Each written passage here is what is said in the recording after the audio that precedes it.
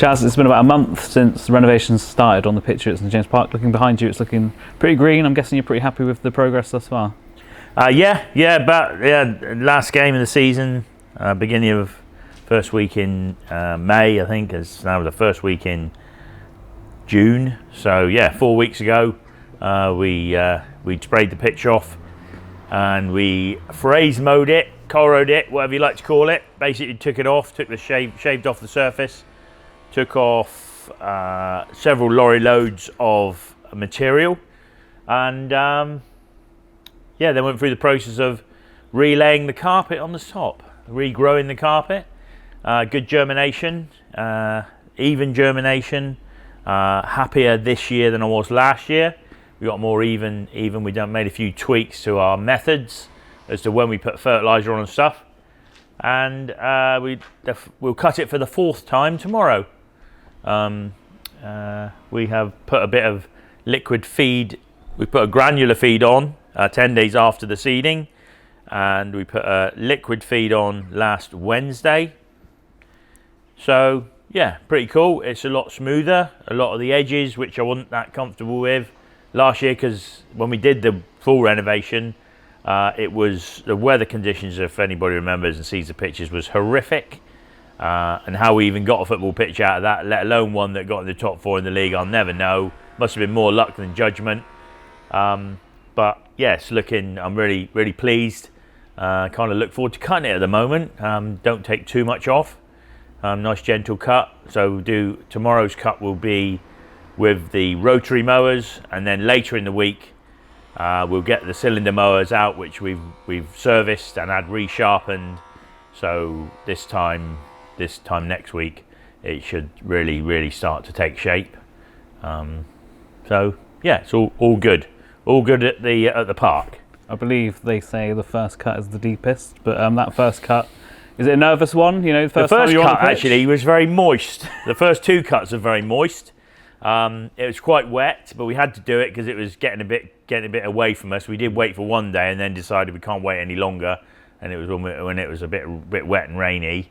So they weren't much fun, to be honest, because that was taking a lot of grass off that was very wet, and then one of the cuts we had to stop halfway through because it rained so hard, and then go back to it. But the dry cuts are really enjoyable. It's an hour and a half of pure groundsman's enjoyableness, if that's a word. Now, every time we post an update or something with you on social media, there'll be a lot of questions saying, this looks better than my lawn, how do I get it looking good? So what are your tips for this time of year for those people trying to get a good lawn? So the tips for your lawn at home is, especially this time of year, is don't cut it too short, don't shave it off, and cut it regularly, and never cut more than 1/3 off it, preferably less than that. And if you just cut a small amount, cut it regularly, cut it a small amount, and probably raise it up, especially if kids are playing on it. Keep plenty of grass on it, because the more leaf you have on the surface, the more chance it's got of putting a good root down.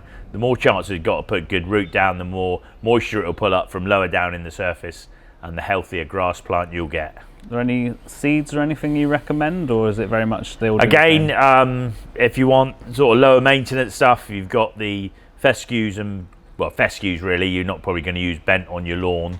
That's sort of golf green grasses, but they sort of moorlandy grasses. They're sort of a bit more resilient.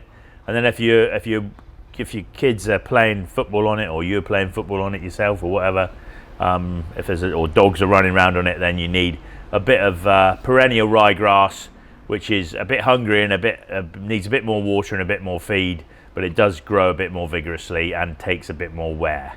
Very useful tips there. In other news in your area, you said goodbye to Mark last week as well. We said goodbye to Mark, sadly. He's gone on to pastures new. He's gone back into golf, a bit closer to home. I went with our blessing and our love and our care, and we'll miss him greatly.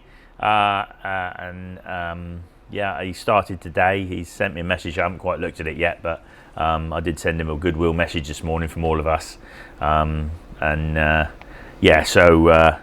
was a great asset to us and saw us through what was quite a difficult time. And he left us in a lot stronger position than when he started, from pitches, from cat and fiddle, from everywhere really. So yeah, I'm sure we'll be having a few beers once or twice a year, just and reminiscing over the promotions and the good times and the bad weather and all the sort of stories, which I'm sure will be inflated and exaggerated drastically, but hey ho.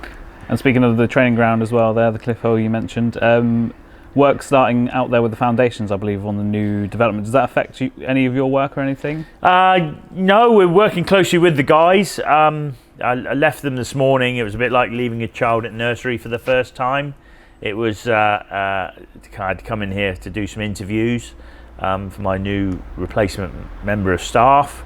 But yeah, so I'm sort of nervously going to go back there and hope they've dug the hole in the right place, if they've even started digging yet. They're waiting for the main contractors to turn up when I left, but their diggers were poised and started and at the ready. And going forward here, we've got about 7 weeks until the new season starts. Obviously, we don't know if we're home that weekend yet, but I mean, what's the plan for those 7 weeks? The plan for the 7 weeks is get everything done early. Don't leave anything to the last minute. Get the pitch right up to speed. We've got a little bit of staff holiday to try and get through. There'll be a little bit of basically cutting in here, applying fertiliser to encourage growth rather than be ready for football. And then in the last probably 2 to 3 weeks out from the first game, we'll mark it out with all its lines, which it's a bit like putting the curtains up after you've decorated. You're nearly there. So the white lines will go out, and then get in a bit of a rhythm mowing wise, and all planned, all sensible, and just nice steady steering the ship and on the steady course. So yeah, all good. And I assume it'll probably get a test in some way or another during pre-season, because the players usually come and have a practice session here and everything, don't they? Yeah. We haven't discussed that yet, but I'm sure that'll be one of the first conversations I have with the coaches, and we'll be ready. We'll definitely be ready. That's why we get everything done early.